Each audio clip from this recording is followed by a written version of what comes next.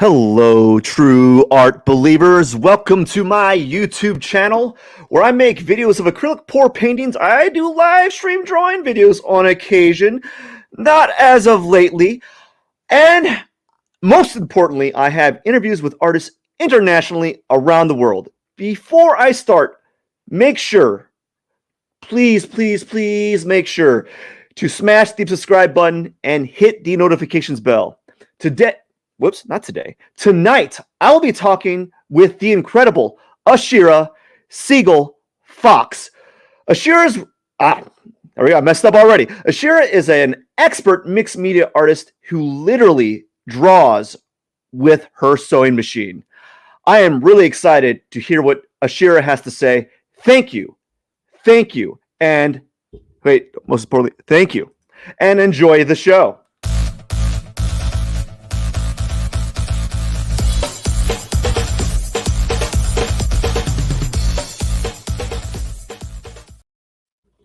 Ashira, welcome to the artist interview series. How are you doing today?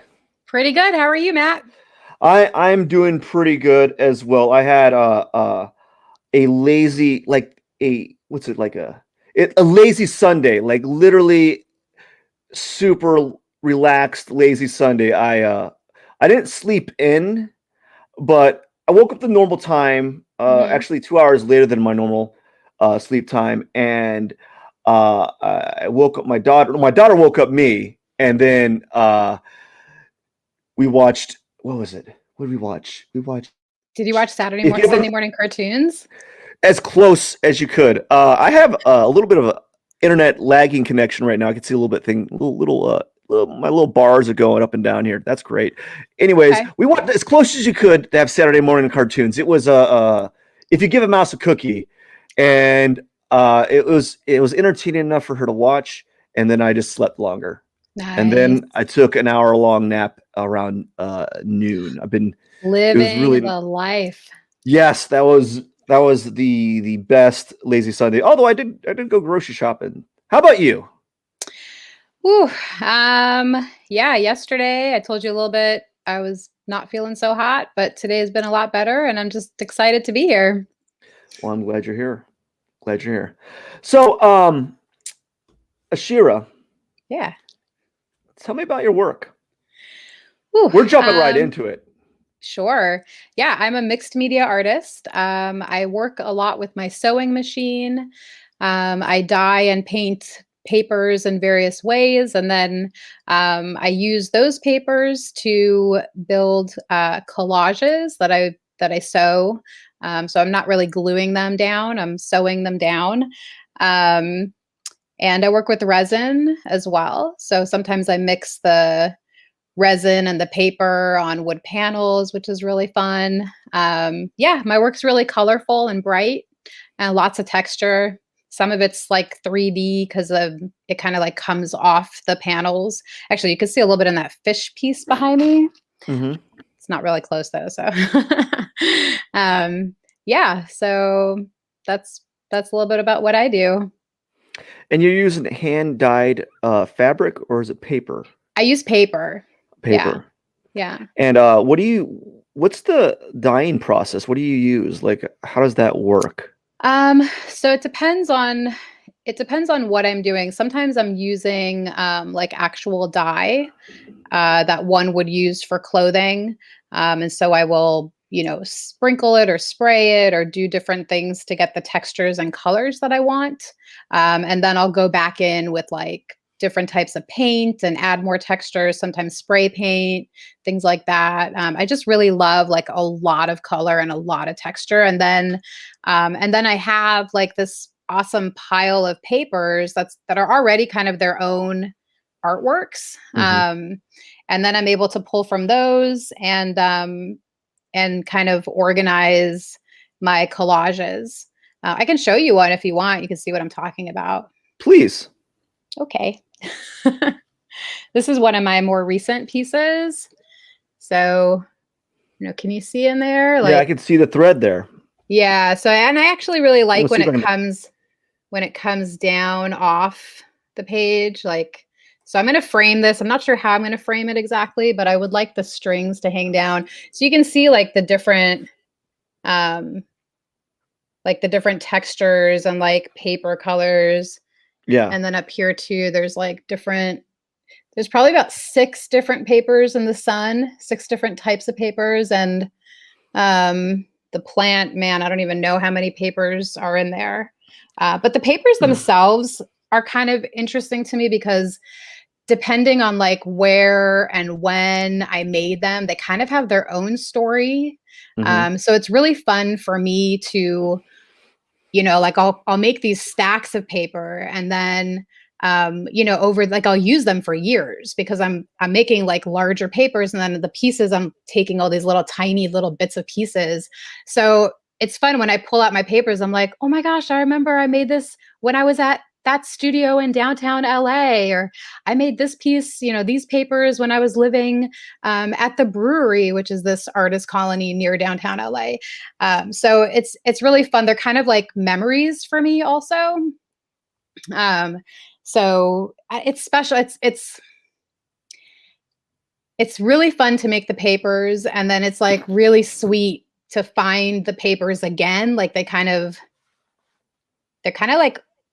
like old friends, kind of in a weird way. Like like they all have they're attached to memories for me. So when I look at a piece like this, I know that like this piece here, I was in the studio that I was in downtown Los Angeles, and like this little piece over here is actually one that I like spray painted for this other show I was in, and then I was able to pull all those papers down and reuse them in this piece. And like this piece, I mean, the papers in that piece they're from like probably up to 10 years ago. So it's cool. I like it. So you have papers that are 10 years older? At least, yeah. What is this? How do you store those? What's the state of those papers at the moment? Yeah, so I store them in flat files. Okay. Or in like various folders, depending. I have to kind of reorganize them and like find everything because I think I'm tapped out of some of the papers. So I'm gonna have to go back and redo some of the stuff that I've done before. But I'm also finding new ways to make my papers because the dyes that I was using are like they could be a little bit toxic. And Oh yeah. yeah, so now that my studio is actually in my house, I have to be way more careful with what I use. So I'm finding other ways to do stuff, and then at some point I'll set myself up. I'll set up some sort of safe area, like safe contained area, where I can work with more toxic stuff with a mask. So like what's so toxic about these dyes? Like what makes them caustic? Yeah, so they're powder dyes, and it's Oh, not that they're toxic as much as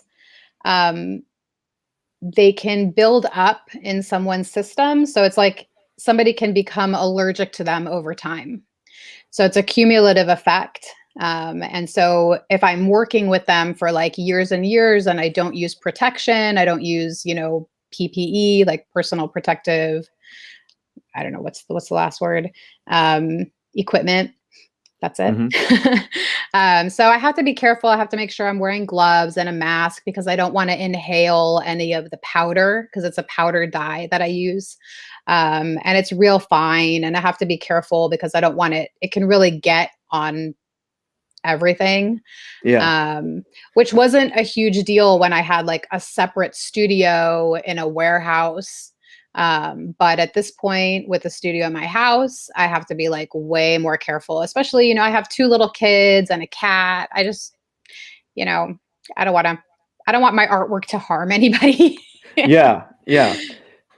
And was that the studio that you were at the brewery that you were referring to? So the brewery, I did not do the dyeing stuff at my brewery studio either because we were living in that space as well. Okay. And that's like it's an artist colony called the Brewery. It's in downtown Los Angeles. So it's not a real brewery. No, no. Maybe it used to be. I think it maybe used to be a real brewery, but it's been like an artist colony, I think since the late 70s or 80s. It's a really Yeah. awesome place. And miss it a lot sometimes. It's just like such a great artist community and all that, but we were called somewhere else. So had to go. How did you land to be there? Like, how'd you get there? To where? Sorry. How did you land that artist colony? Like, how'd you end Um, up there? yeah, I mean it's a big artist colony. There's about 300 units, and it's all live workspaces. And we had a friend who put a post up that was like, "Hey, the place next to me is opening up," and we jumped on it. So we were there for, I think we were there for about 4 years. I think we were there for 4 years. Yeah. And then we moved to Orange County about 3 years ago. So we're here now.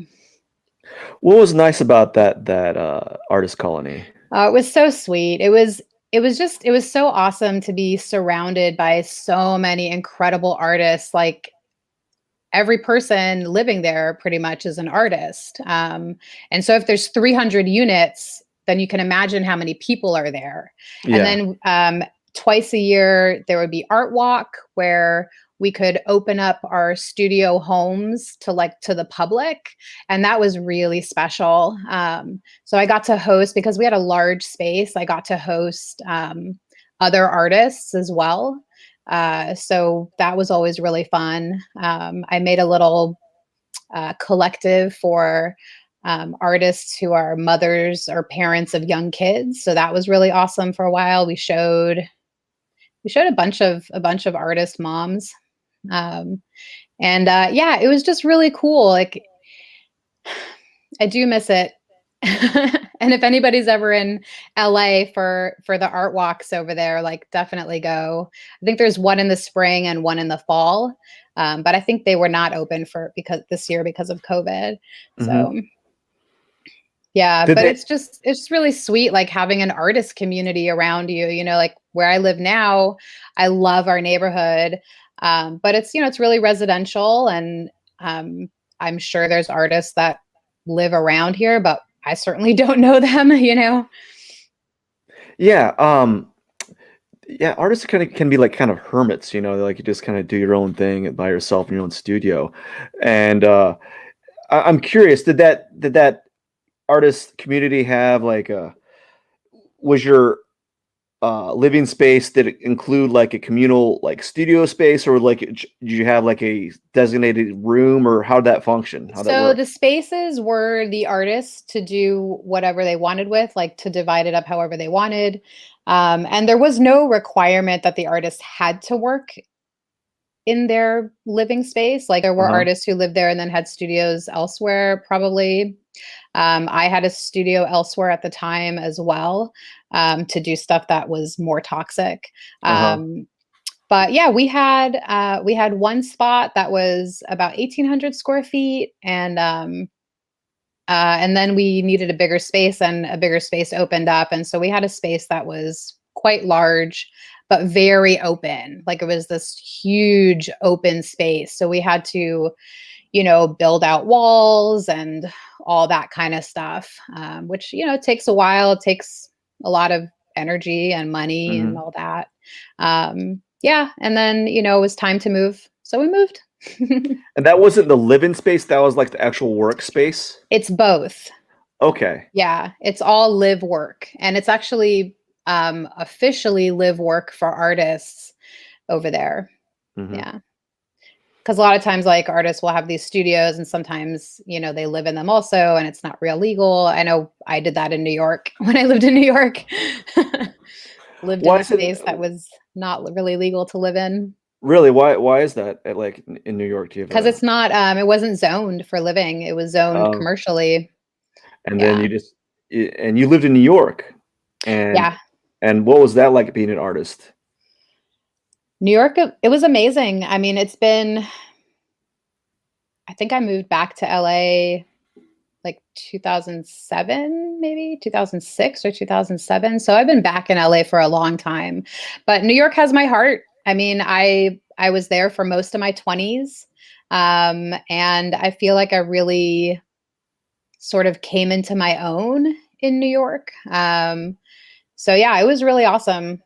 I wasn't doing as much. I was going to school, I was working a lot, I was making art, but it wasn't in this way. I was doing a lot of photography. I was doing a lot of like photo transfers and Polaroid transfers, and I was, um, I was doing like things with slide film and Hmm. and ceramics. I was doing a lot of ceramics. But I kind of lost access to the ceramics when I moved to LA, so I kind of Hmm. stopped doing that. But that was my first love. Ceramics was actually my first art love was ceramics. Why? Um, I got into ceramics in high school actually, and it was just some random class that I was able to take, and then I just really fell in love with it. Like something about the clay and being able to manipulate it with my hands in a way that you can't really do with many other mediums. Hmm. Yeah, ceramics is magic. Like it's just so. It's just I just really loved I didn't even really love throwing pots. I just loved hand building. And it was just really cool. You could take a lump of clay and you could just pinch out a pot and you glaze, you fire it and you glaze it and you fire it again and it's like a real solid thing. Like it's just I love the way it goes from like this malleable piece of clay to like this hardened thing with a glaze that is like such a finished product or a Yeah. finished piece of art. Yeah, it's a special process. I miss it a lot, actually. So you stopped playing around with clay and I ceramics? did because when I moved back to LA, I didn't have access to a studio. Um, Yeah, so there wasn't I mean, I could have taken a class, I could have there are always ways to do it, right? Like Yeah.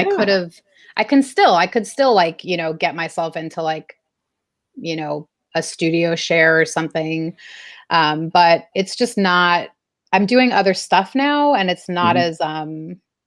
it's not where my focus is. And I feel like at this point in my art life, um, it's good for me to like focus in on certain areas rather than like dabble in everything. So yeah, I'm real focused on mixed media. I feel like it's more accessible for me right now than ceramics is because I would have to go to a studio and I would have to like carve out a lot of time to do that. And I have two small kids. So with my studio in the house and with doing the work that I can do, um, even though it's really awesome to be able to block out, chunks of time, I can do it in less time. Like I can Yeah. I can pick it up and put it down and pick it up and put it down in like, you know, if I have like 30 minutes here or 2 hours here, rather than like I have to go to another place for 6 hours, that's like a huge thing, especially, these days with the kids not in school, everybody's at Yeah. home. So this way of working is just, yeah, it works really well for me right now. And I love it. I'm able to like explore all this stuff and there's a lot of play in it for me because I can, with all my little papers, I move them around until I see what fits the way I want it to fit, the way it looks good to me. And then I can lock it down with my sewing machine and draw in there with my sewing machine as well. So it's like it's real fun. I love it. I love working the way I work. So how do you make work? You kind of talked about it a little bit, but how do you manage your time with two kids? It's Not well. I know, I right? mean, honestly, How not do you get well. work done? How do you get work done? It's I'm so still hard. trying to figure it out. I How don't do know you what get work done? You're the kid, right? exactly. I want to know the secret. I want to know No how you secrets. There's no secrets. Please, if you have any secrets, please tell me. um get 5 hours of sleep. Yeah. You know, Yeah. don't Yep. that's I did that for a while and it was terrible. It's hard. I can't do that anymore. I used to like when I was younger, like I don't know how I did it. I wouldn't sleep. Like I would just go, go, go, go, go. If I was working on a big project, I was telling somebody about this earlier. There was one time where I was working on like this big project and there was a deadline and I didn't sleep. I just took naps for like Yeah. days. I had a Yeah. deadline. I had to finish it. But I was, I was a lot younger then and I didn't Yeah. have kids. I It's think different they now. I think they teach the military to do that. They like teach them how they take like 30-minute naps every 4 hours or something like that. Yeah, that's I'm pretty not much what I not was doing. quite sure how it works. Not well. I mean, at least not for me. Yeah. So there is no like code or secret to how you make works. Um, I mean, really, I have to find the spaces in between everything else right now. And I have to remember that this is a season in my life when my kids Hmm. are really young and they're not going to be really young forever. They're gonna grow up and they're gonna, they're gonna have they're not gonna need me as much as they do Yeah. now, like on a moment to moment basis. So for me, it's really trying to remember that and not get super frustrated because, it's frustrating to like stop, start, stop, start, stop, start. It's real hard. So I'm doing the best I can. And I love what I'm doing. And, I try and just find the spaces in between where I can sit and do my work for a few minutes. And um, often that is when they go to sleep at night, or my husband's amazing. He's super supportive and just a really incredible guy. And he, when he gets off work at 6, he takes over. And then I can have like, a couple hours to do my work or do what I need to. For me, the real challenge right now is prioritizing not just making the artwork, but everything else that goes into being an artist, right? So Yeah. like dealing like my social media and making sure that I grab the pictures while I'm making the art or like taking that video to post it because all that stuff's really important too. Doing my website stuff, getting my newsletters out, all that stuff is like, I mean, this, right? Like all the extra work that it takes to be an artist on top of doing the actual artwork, right? Yeah. I've had this conversation with many artists, but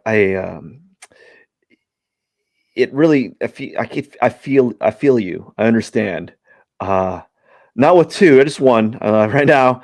But I think what's interesting is the other side that you're talking about outside of actually making it work. I Yeah, actually feel what's frustrating about it is it feels like it's almost one to one. Like if for not every more. yeah, I mean, like sometimes it's or more. 1 to 2 for every Yeah, hour of painting or drawing or artwork you make, you got to spend 2 hours doing X. Uh, yeah. and I'm like, I'm What? like, Is I this what I barely, signed up for? I'm barely managing the 1 hour. How that? So I now it goes from know. 1 hour to like 3 hours, and it's not even 3 hours of making work. It's 3 hours of 2 hours of stuff I don't even have time, let alone the hour of making the work. So like it's Yeah. I can understand the frustration, and I I totally understand. I haven't touched my Instagram for a month. Get on it. Like I haven't been able to do my artwork, let alone Yeah. to do any of that. So I completely understand. Have you gotten better at finding like those pockets of time? I do a lot of work on my phone. Like, we live in the future. We have our little tiny computers, right? And I do so much work on my phone. So that's been really helpful, but it's also a drag, because like I'm like this on my phone, and I have my kids. So it's like I don't want to be like with my nose in my phone all day, doing this other work, but sometimes I have to. And my kids are awesome. Like yeah, they're very sweet and we all have like our screen addictions, right? It's Yeah. terrible. But just trying to give I'm trying to give us all grace right now because these are just weird, super weird times. Hmm. Like this is unprecedented times right now. So like if we've got to be on our screens a little more than I would really like I'm just going to be like, all right, that's just what it is right now. We've all, we've got to do our work. We've got to, I've got to help support us and so it kind of just is what it is. And I'll tell you, like there are times where I feel so guilty and so sad about, how much screen time they're getting and then again, like I have to give us all grace because, like they're not in school right now. Like they're in school. Yeah. Like I have one kid who's in kindergarten, he's in school, but it's distance learning, so he's on a screen for for 4 or 5 hours a day just for that, you know. And then So isn't there like a lot of science saying that like that amount of screen time on in those formative years and this is not necessarily a good thing, you know? I mean, I think like I don't know. I you hear like all sorts of stuff, right? Yeah. Like, oh my God, they shouldn't have any screens before they're two. It's like, I don't know. We live in the future. It's not great. I don't think it's Yeah. the end of the world. I think for me, the most important thing is that they do get that like social interaction Yeah. with each other and with us. And, thankfully we have like our tiny little, COVID safe pod. Thank goodness. So, they do have like a couple friends they can play with. And so, it's all a balance and we're all doing our best. Like we're all doing our best. That's all we can ask for. Are you is your self-care like your mental health self-care like tethered to your art? Definitely. 1,000%. Yeah. And has that helped you? Yeah, it really helps me. I mean, there are nights when I'm like so wound up and I'm like, I just need to get in front of my sewing machine and I need to like put in some more stitch work because something about it's like it takes such focus for me that I can't focus. I have ADHD, Hmm. pretty bad these days actually. And that sort of thing it just helps everything else fall away from my brain, which is going in a million different directions at any given moment. So when I'm in front of my sewing machine and I'm focused on like where these little tiny bits of paper, where these little tiny bits of paper go and where I want the thread to go and the needle and am I pressing my foot like just to get it that one stitch, right? Because I go real slow sometimes. So it takes a lot of like concentration. And that is definitely one of my self care things that I do. And it's great.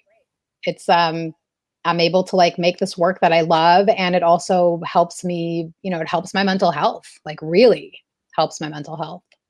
So yeah. What about you? Do you find that helps you?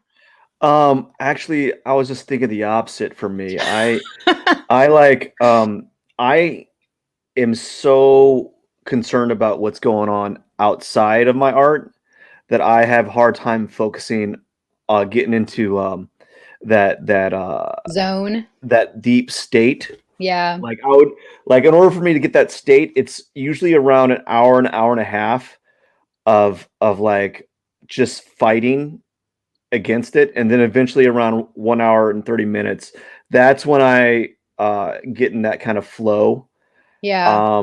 where all the frustrations or the anxieties of the outside world kind of melt away. But it takes a long time for me because I just got so many things outside of that are kind of like triggers, right?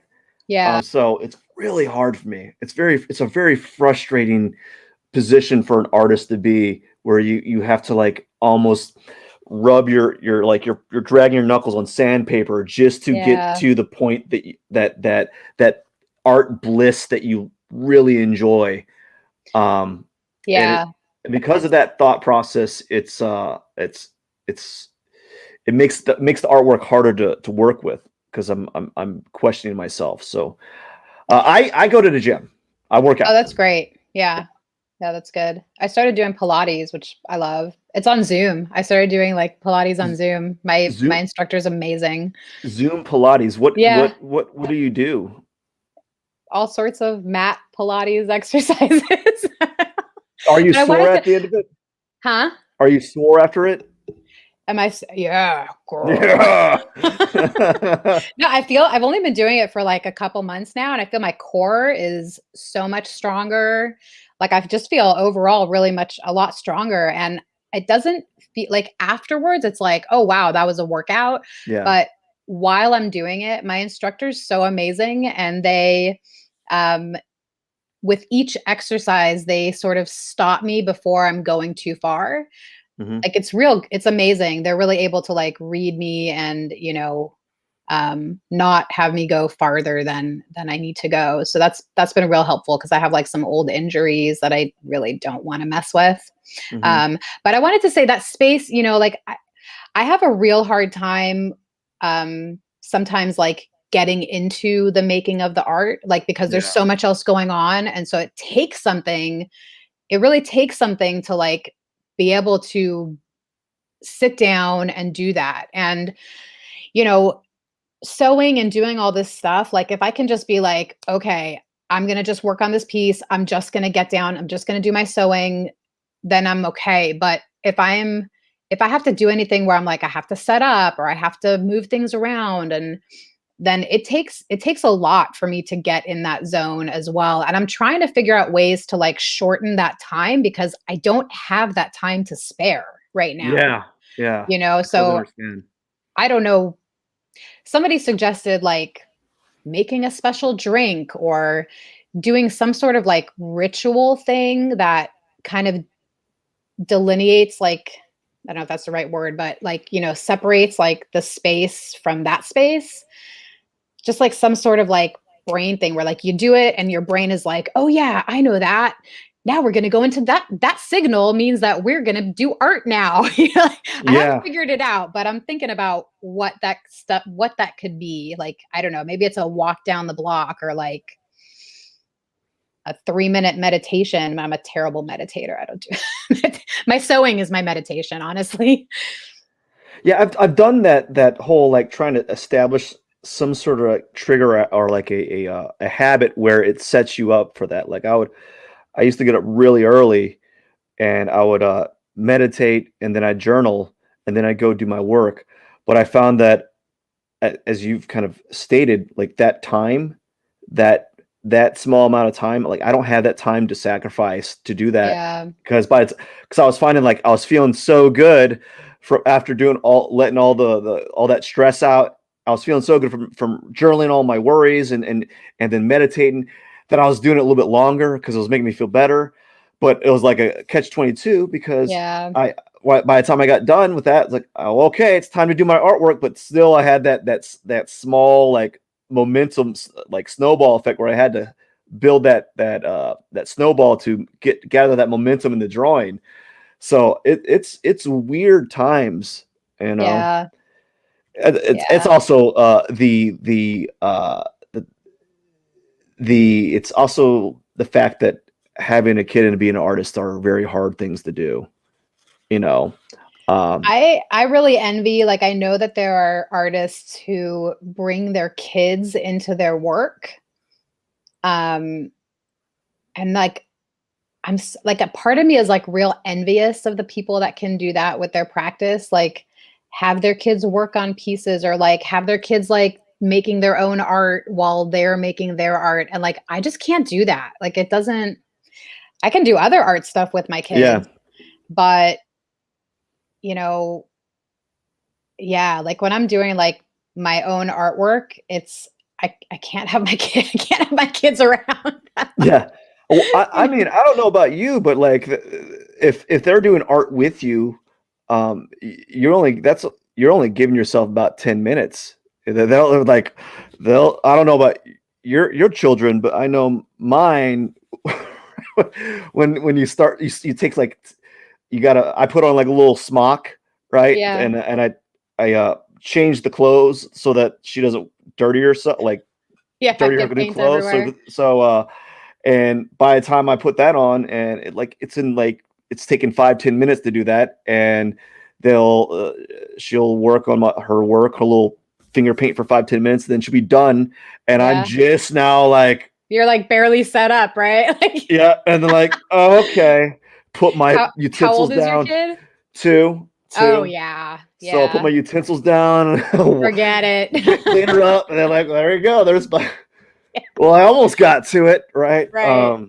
So I it's handed I handed my 5-year-old the paper cutter. I have like this like paper cutter, and he went to town. He was like that paper cutter kept his attention for like an hour once. He was just slicing papers, and it was one of the it's like protected. I'm not like a monster mom, you know.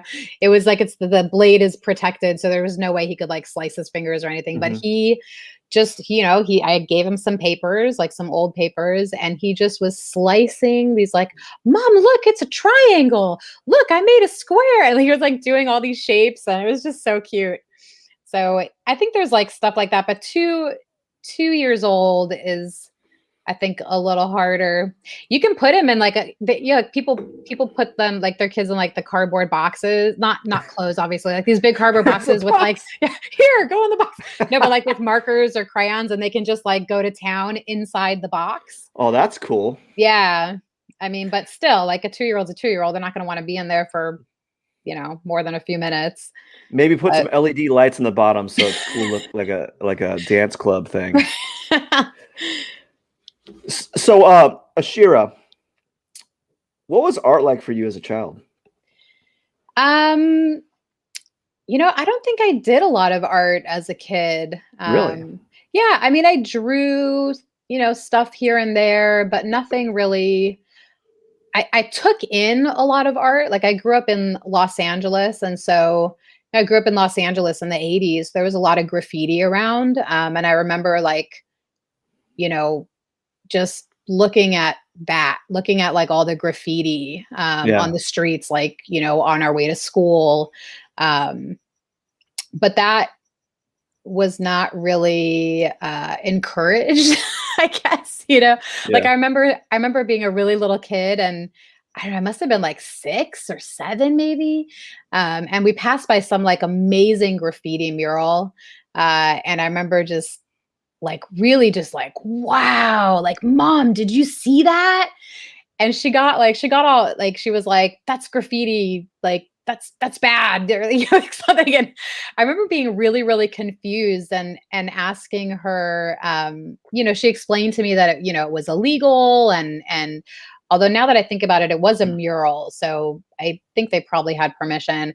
Um, but I remember asking her, like, okay, so it's not it's illegal to put it on the wall, but like what if they put it on paper? Like it's still a cool piece, It's Yeah. still like regardless of what it's on, like the colors and everything. Like I just remember being really blown away by it.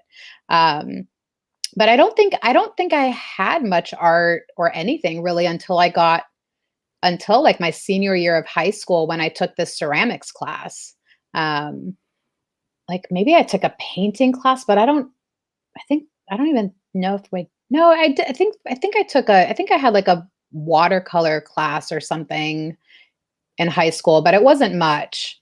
Yeah. Ceramics really was really where it took off. And then after I took that class, I met this woman, um, this ceramicist in my parents' community, and she was amazing. She actually gave me a key to her studio, and I had like full access to the studio, as long as I like, kept it clean and cleaned up after the kids' classes that she had.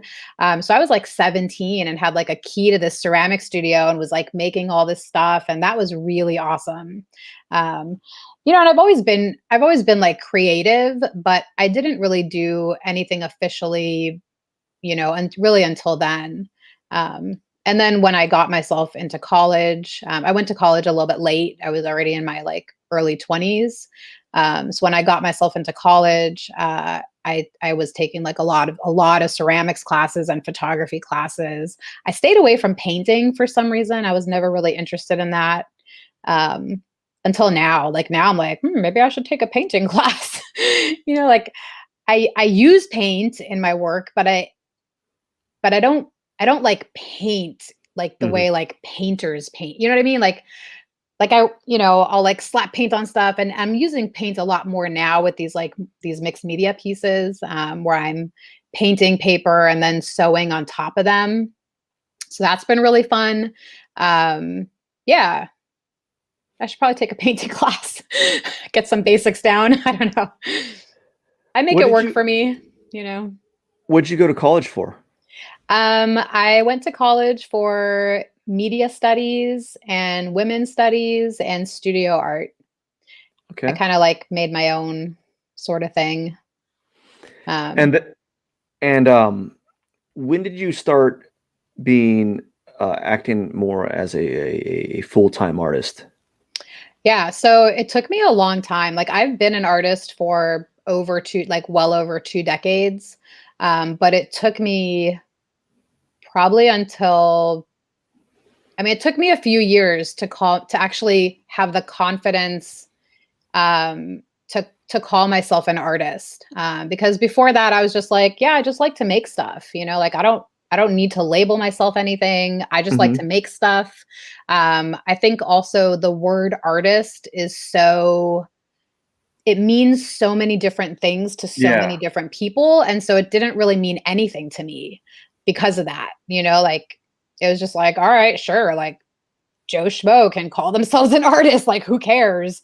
Um, but then I realized um, I was looking at some of the work of people that called themselves artists, and I was like, that person can call themselves an artist, then I can certainly call myself an artist. Um, and then I also realized that if I didn't take myself seriously enough to call myself an artist, then nobody else would. So those were the two things that kind of made me reconsider and be like, oh yeah, like I am an artist. That's what I am.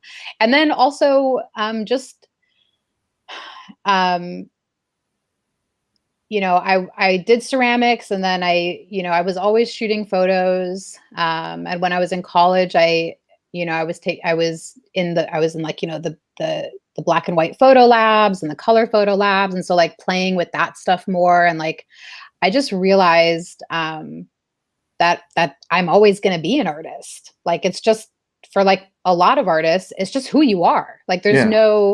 there's not really, regardless of what you do, that's just the way your brain works.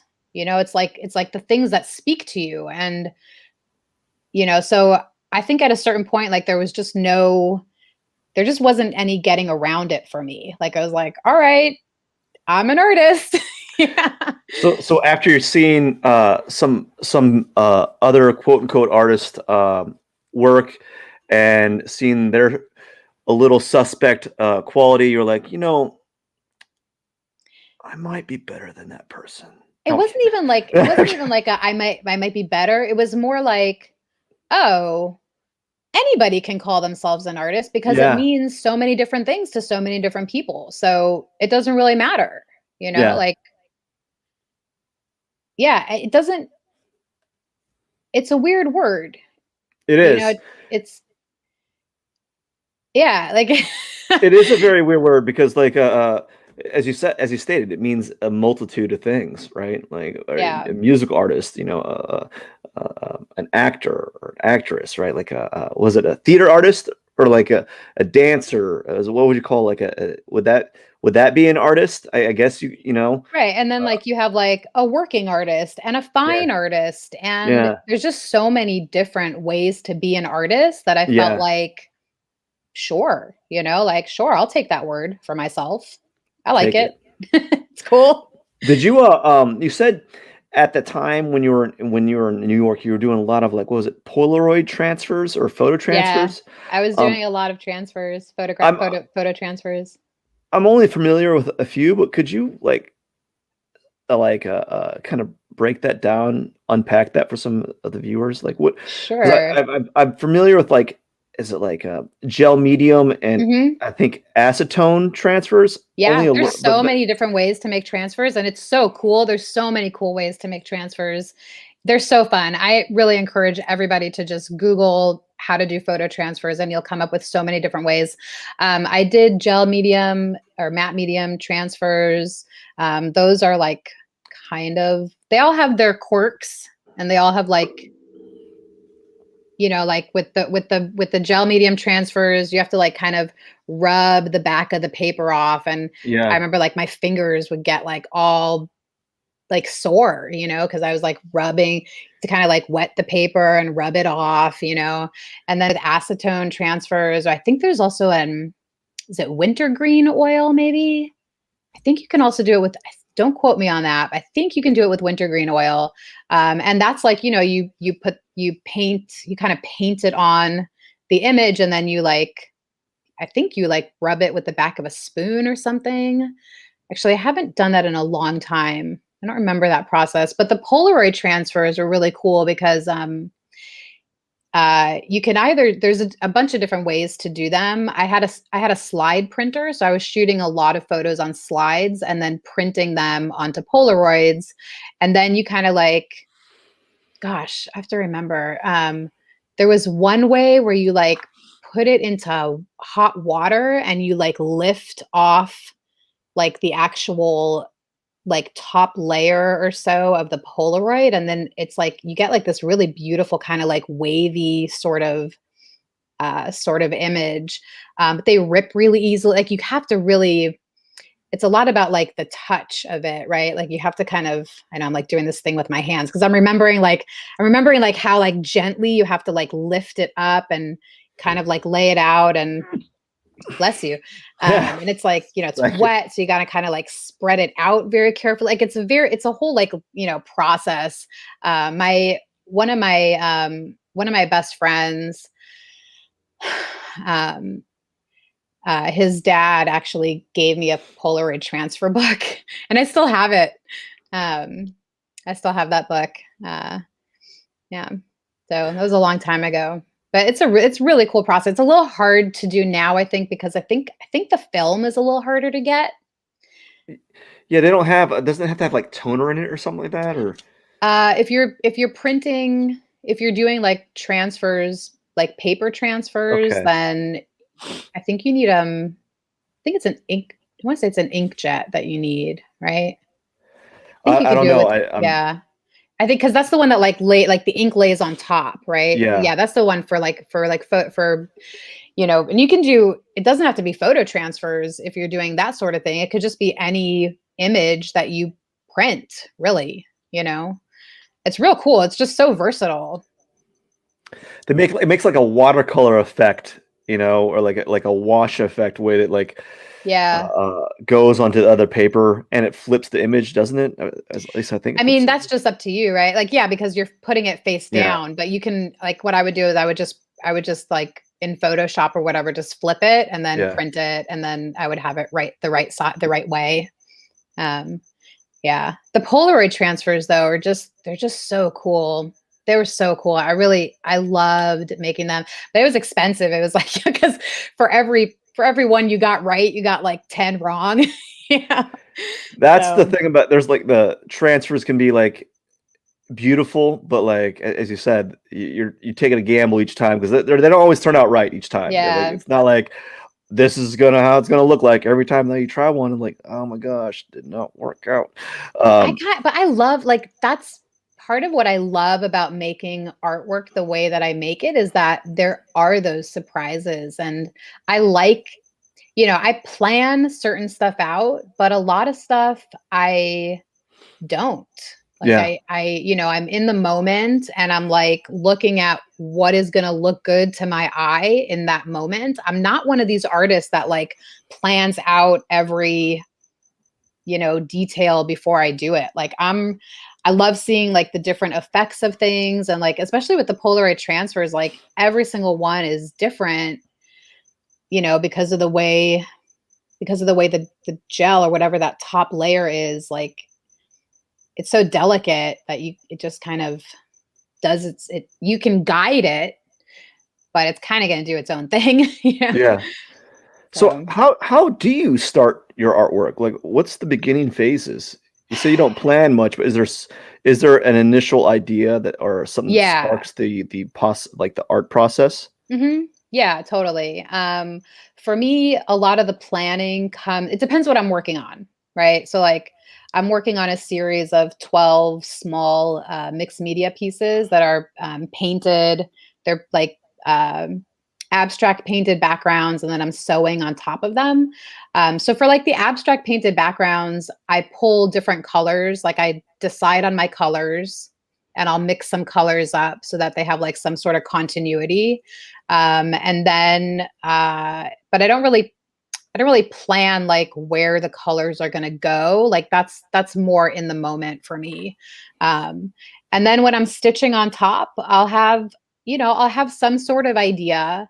But again, I try and be like really flexible with I try and be really flexible because um, I know that sometimes it takes my brain a minute to catch up with my eye, if that makes sense. Like my eye Mhm. will know. I don't know how to explain it. Like I mean, you're an artist. Like my eye will know what it wants sometimes before my brain does. So like my eye and my hand, are like, oh, we're gonna do this thing, and then my brain is like, oh yeah, that does look cool. So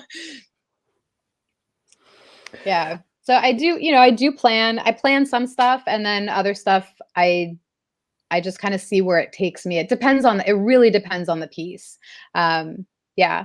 With the paper pieces, I do plan them out. I plan out, um, like I'll lay them all down, but then when Okay. I'm sewing, some of the papers will like move out of place. So I'll, kind of fit them back in different ways. And sometimes I like them better like that. Or I can like move, like yeah, I take it piece by piece. It just depends on what I'm working on. I don't know if that answered your question.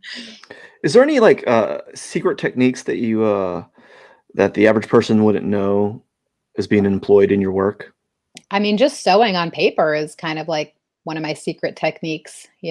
I don't know very many other artists that are sewing paper and using their sewing machine to draw.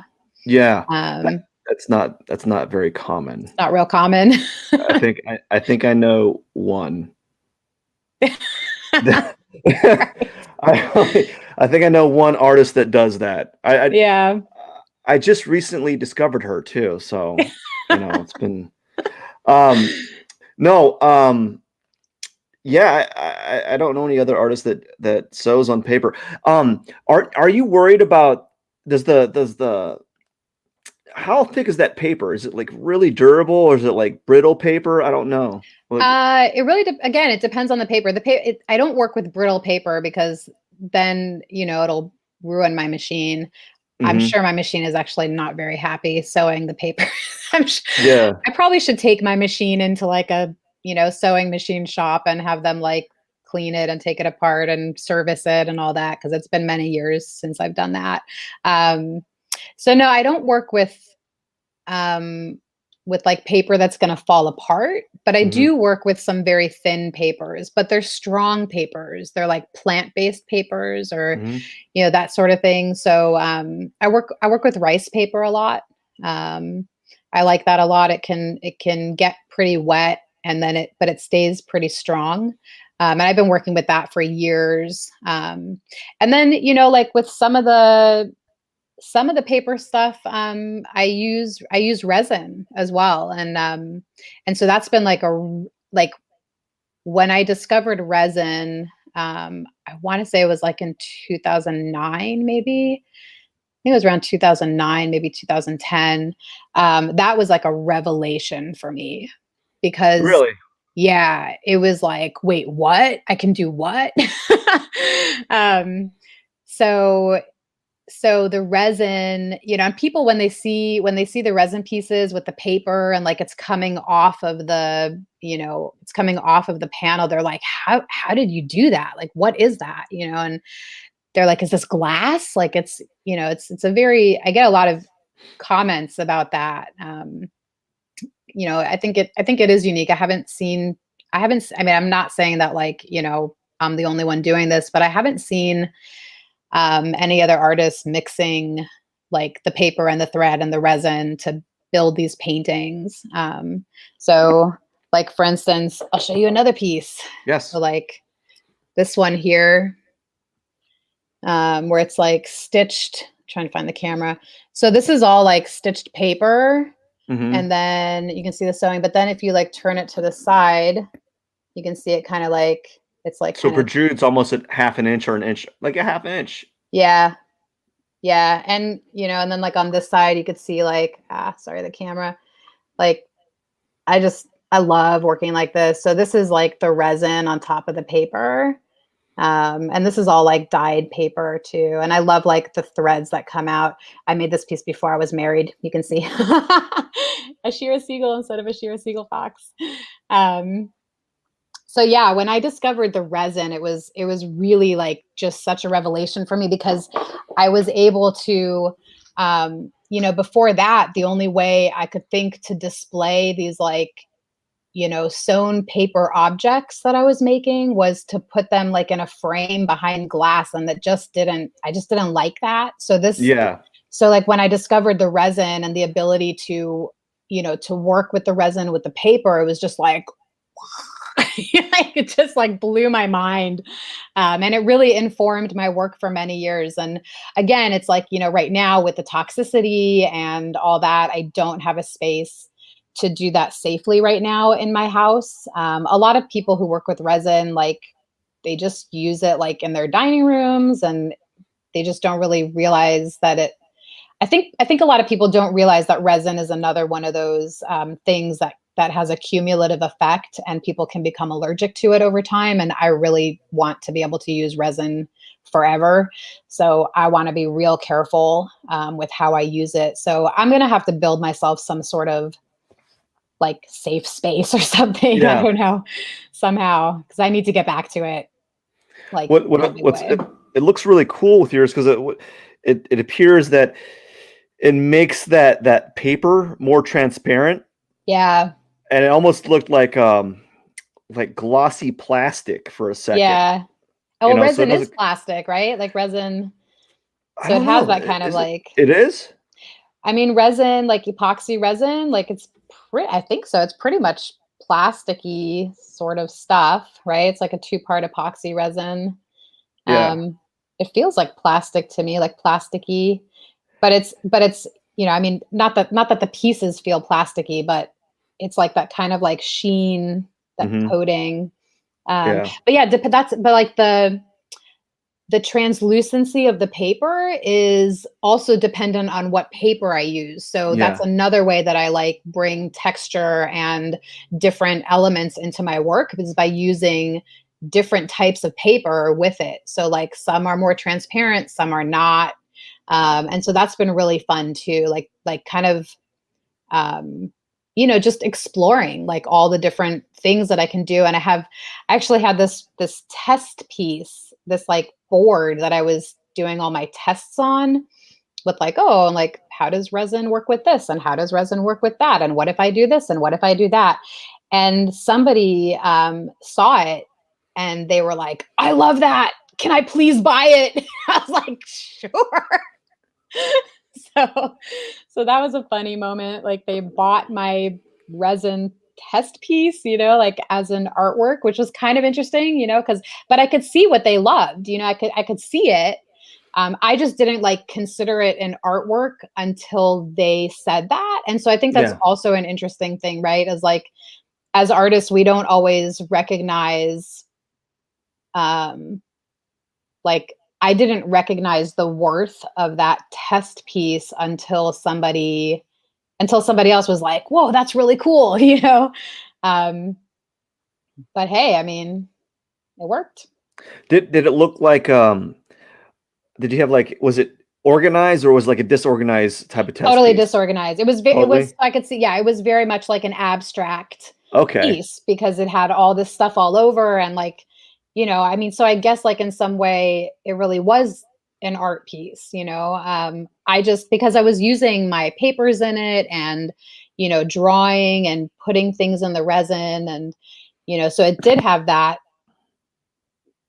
abstract sort of quality to it. I just I just didn't see it like that. So that was a very interesting moment for me, Yeah. where I was like, oh, like, like when somebody else tells you something about your work, So you sold it and you got you.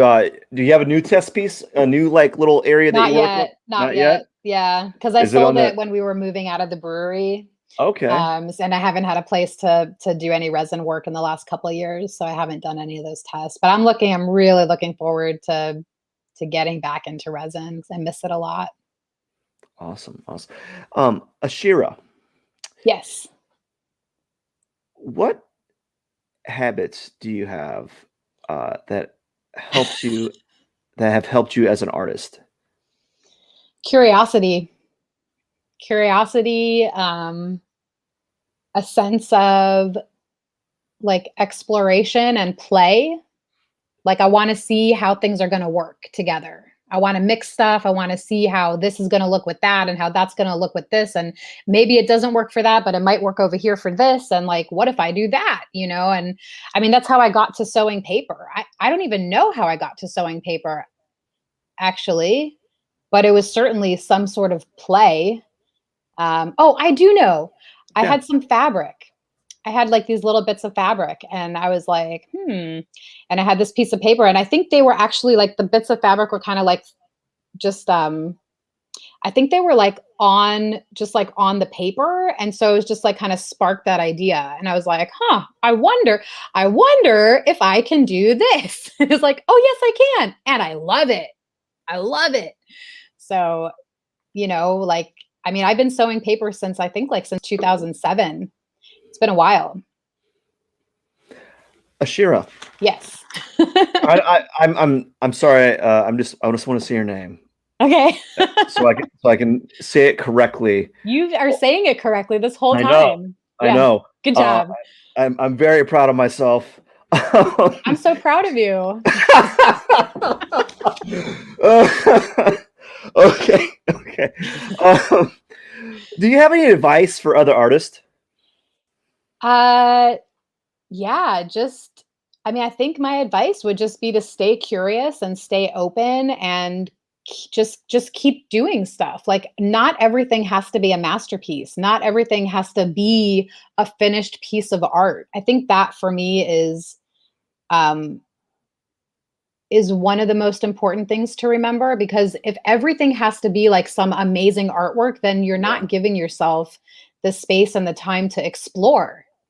And at least for me, that's like the most fun is that like those moments of like exploring and seeing what I can do with the stuff that I'm working with and staying curious about everything about other artists, about your own work, about your mediums and what you do and learning how to use them in different ways.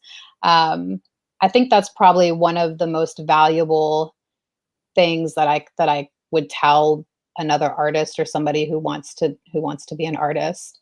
Um, don't lock yourself in to anything, and like if you like painting, maybe try painting on not a flat surface, like maybe try painting on some ceramics, like there's so much to explore. So just I would just say don't get locked in and stay curious. What about you? What would you tell an artist? Oh boy. I've Put never you on been. the spot. I never had like the was it the the interviewer was it, like how do you pronounce it? The interviewer interviewing the interviewee or what's um let's see, what would I say to someone? Don't I would have to think about it, but like my knee-jerk response would be don't let people's opinions of your artwork deter you from creating, Yeah. or don't, or something along the lines of like don't use, if we're talking about like the philosophical, the philosophy of art, not like the profession, the being professional in art, Yeah.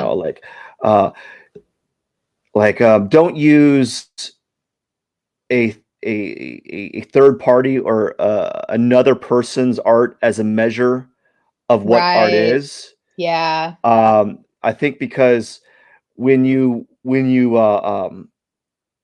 what it kind of entails to me is you're like, if you're looking at uh, a a well-known professional artist and you're looking at their artwork and you're using them as a measure, what you're trying to do is you're trying to kind of emulate them Yeah. and try to speak in their voice. So you're trying to draw or paint or make work that's like them. Hmm. And that person, there's only one that person is him or her, right? There's only one person that can do that. Yeah. There's copycats, right? Sure. But there's only one him or her, right?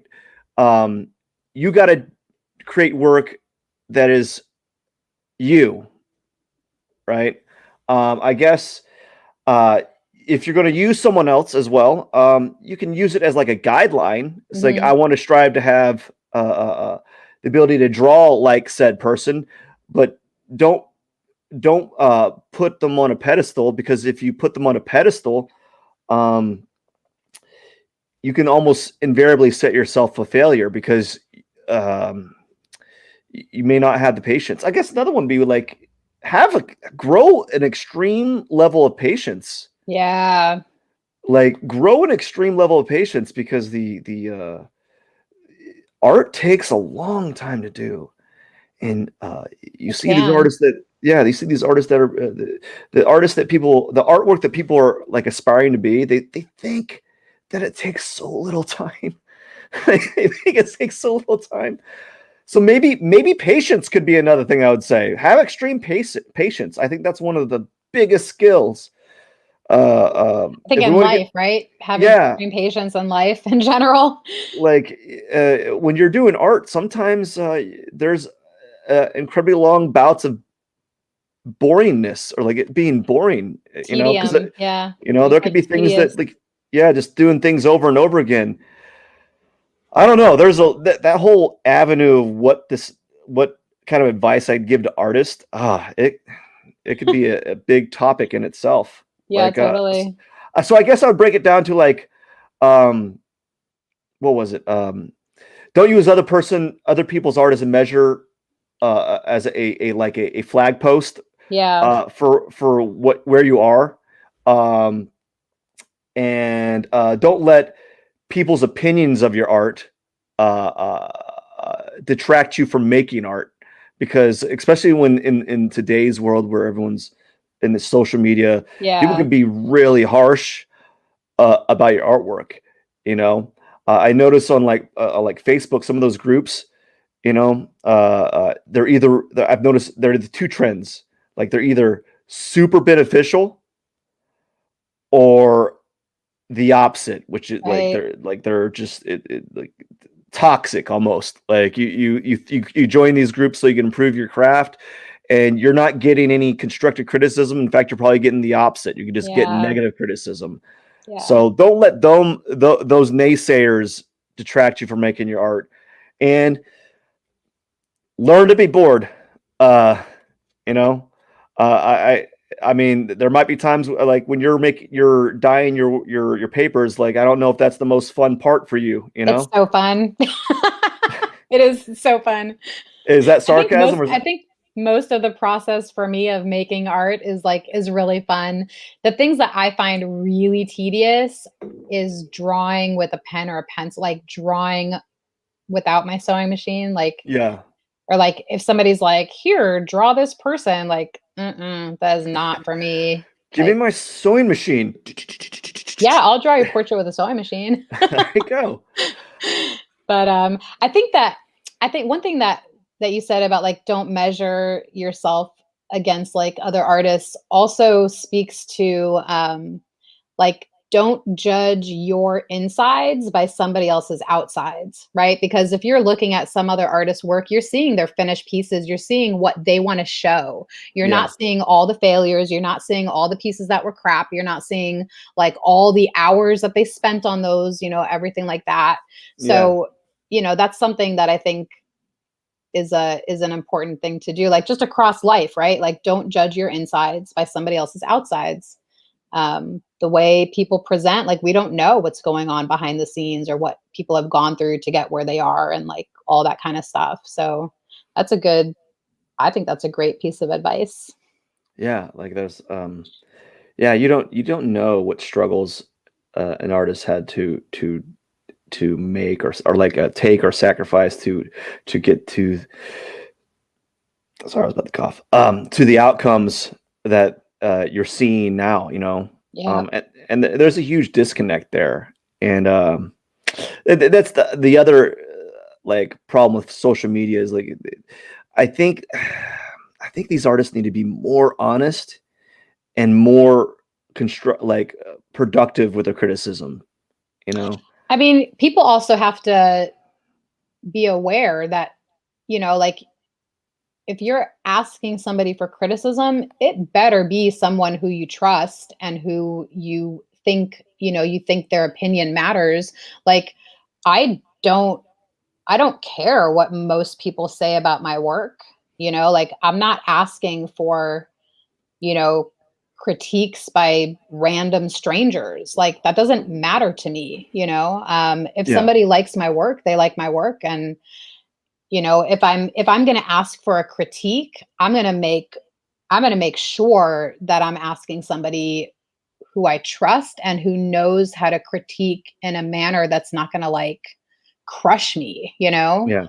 Like we have to be protective of ourselves that way. We can't just let anybody, and that's again across the board, right? Like I'm not going to ask some rando stranger to like, you know, give me some, I don't know, tell me what they like or don't like about this or that. Like I'm going to ask my trusted friends and people who know me.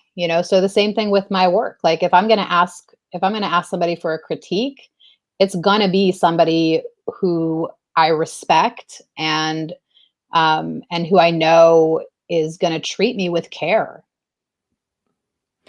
Critique, giving critiques is also an art form in itself because Absolutely. a lot of people, uh, uh, they just don't know how to give suggestions or or It's or yeah. or they only know either two ways. Like this the average person. Like they either know they'll either say like I like this, you know, which is basically they just give you a compliment, right? Yeah. Or they don't like it, right?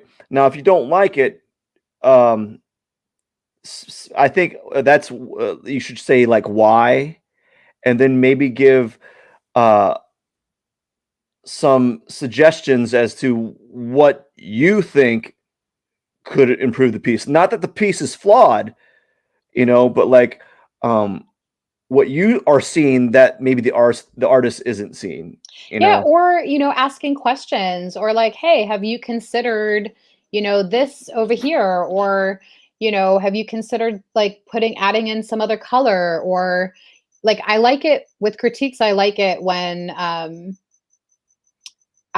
when critiques make me think Hmm. about other stuff. Yeah. Like I don't like critiques that are just like, yeah, I like that. Maybe you should, do this or that. Like, don't tell me what to do with my work. Um, like, yeah, there's a way to do it, right? Like, I don't need somebody to tell me what to do with my work. I need somebody to kind of like guide my brain a little bit, maybe, or maybe like suggest things that I wouldn't have thought of, or like, like did you think about, what if you thought about this thing or that thing? Like I like those kind of open-ended critique style things. But honestly, it's been a long time since I've had any sort of critiques, outside of like social media. That's just like, oh, I love this. It's one of the things when you're like a professional artist, you don't get that feedback, unless you seek it out, you know? I mean, I think it depends. I think it depends. Like if you are in the fine art world and like in that like academic art area, then there's tons of that, but yeah, I mean, again, it goes back to that, like, there's just so many different ways of being an artist. I think a lot of that critique stuff happens in school. I didn't go to art school. Did you go to art school? I didn't go to art school. You went to art school? Yeah. I Yep. took art classes, but I didn't go to art school. So I missed out on, like, I mean, I had some critiques like for photography class or this or that, but it wasn't anything like, I don't know. I have friends that have been to art schools and they're like, "Oh my God, the critiques." Like they have like horror stories, you know. Yeah, I don't know. Maybe I should figure out some critique something or other for my work at some point. Figure out somebody that I would like to critique my work. You probably have to find like a fabric like assemblage artist, where someone that deals with like Fiber fiber, arts. yeah, something Yeah. like that, and someone has a little bit more experience with fiber and sewing, um, Yeah, m- maybe, or just like mixed media. I mean, I think, yeah, the way I see I see my work as paintings. I mhm. do consider them paintings. Um, yeah. So I don't know. I don't What know. if there was, Think about what it. if like what if you contacted like a well-known uh clothing designer that knew like special like sewing techniques that created certain effects with like the same that did like effects with the same effects that would happen with like cloth, but you could recreate them in paper with like I don't know. Yeah, I I mean, I think I would look for I think that I would just look for an artist whose work I really loved and respected, or just yeah, I don't know. I'll have to ask some people. Um, yeah, I've met recently. I've met some more like art world art worldy people. So I'm looking forward to like picking their brains a little bit. I've gotten some feedback just from just like names of other artists I should look up to kind of try and put my work in context. Mhm. I think that like one of the things I really missed out on not being in art school was, um, like all like the art history stuff and being able to like contextualize my work. So that's stuff I'm working on right now because I think it's important. Ashira, Yes. do you have a dream project? Yes. Man, do I have a dream project. It's not necessarily it's not a piece that I want to make. My like wild dream project is like a massive warehouse with multiple floors that I can build out to like have all different areas of every single medium I want to work in and mix together. So like I want to have like a ceramic studio and a glass studio and a photography studio and a painting area and a sewing area, but like have it so that, other artists can come in and work.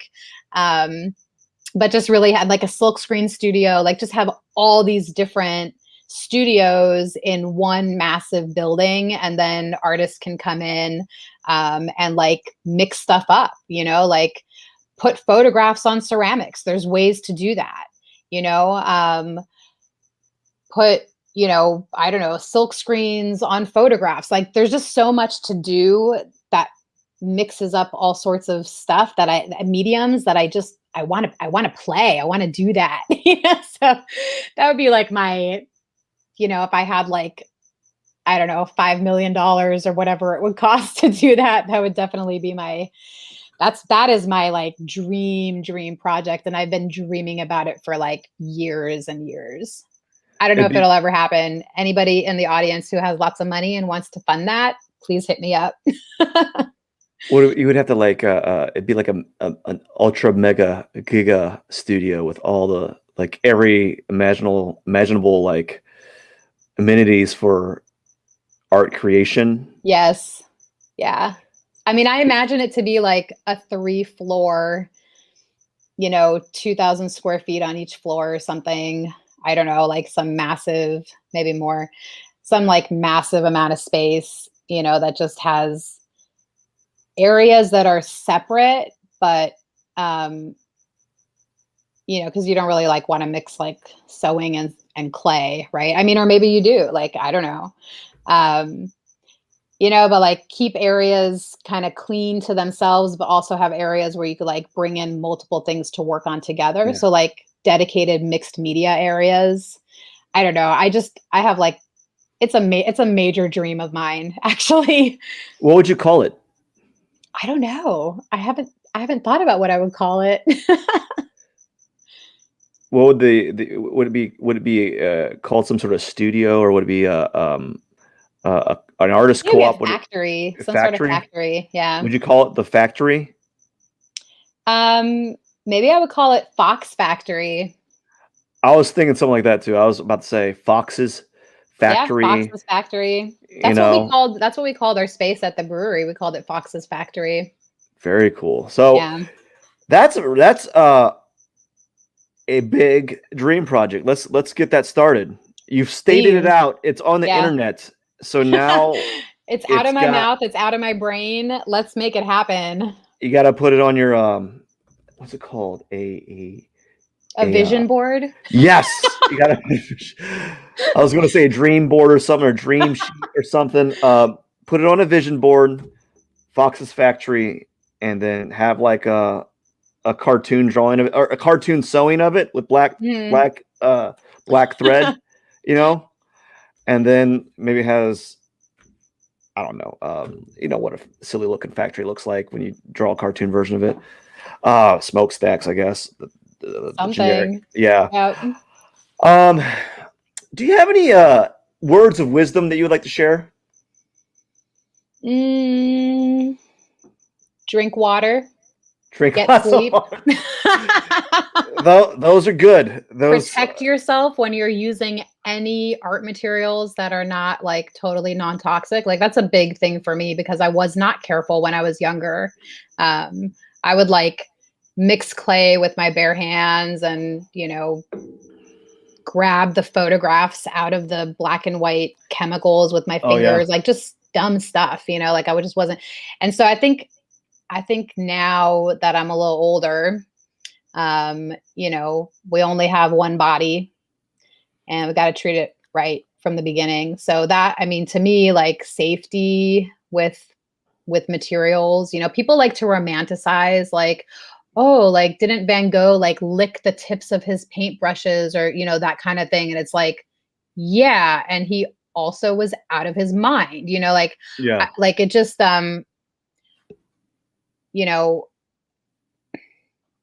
got to be safe. Like you just be careful with stuff. So that's your life advice. Your words of wisdom is treat your body well. Treat your body well, stay curious. Like that's a big one for me, is to stay open, stay curious about stuff. But within that, also be protective of yourself. Yeah. Like, like I'm a big, like I really love to learn about different things and I love speaking to people. And, I've certainly in my life gotten myself into situations that I'm real lucky I made it out of. Yeah. So yeah, I would say like be open, but also, also protect yourself and make sure that you are caring for your well-being and, yeah. What was it? Drink water. Yeah. Drink like 64 ounces or 100, almost a gallon or something like that. Yeah. Drink 100 ounces a day. I don't know. Yeah. You're like 75% water, so it makes sense to drink water. There was this fact. I don't know the actual statistic, but like being an artist is one of the like top 30 or 40 most dangerous like professions.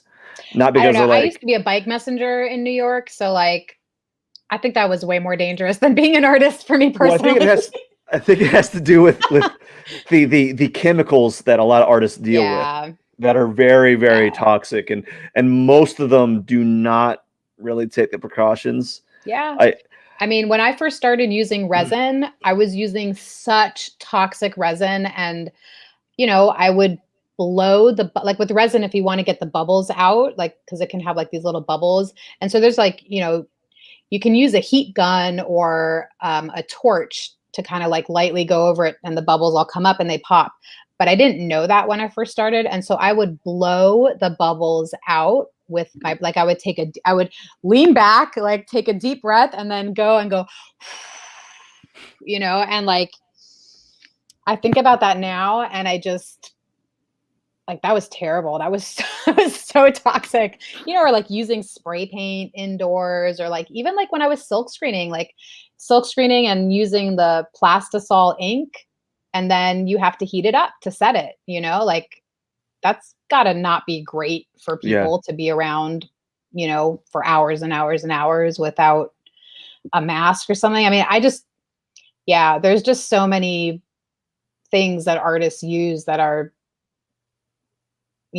toxic. And the thing is it's all cumulative effects. So you don't yeah, realize it in the moment, till but it's too then years late. later you're like, oh, like why are my lungs weird? Why, That you know? that makes that points that's a it's great that you pointed it out. I had a professor in college, and his mentor like painted in a basement, and he used like you know like mineral spirits to clean his paints. Yeah. And near the end of his life, his lungs filled up with fluid because of just Yeah. coughing that in all day long. Yeah. You And like know, people don't realize there's neurological damage people can do to themselves, like, I don't know. I knew one guy who was like spray painting in tunnels, during his youth. And you know, um he has a little bit of a harder time now.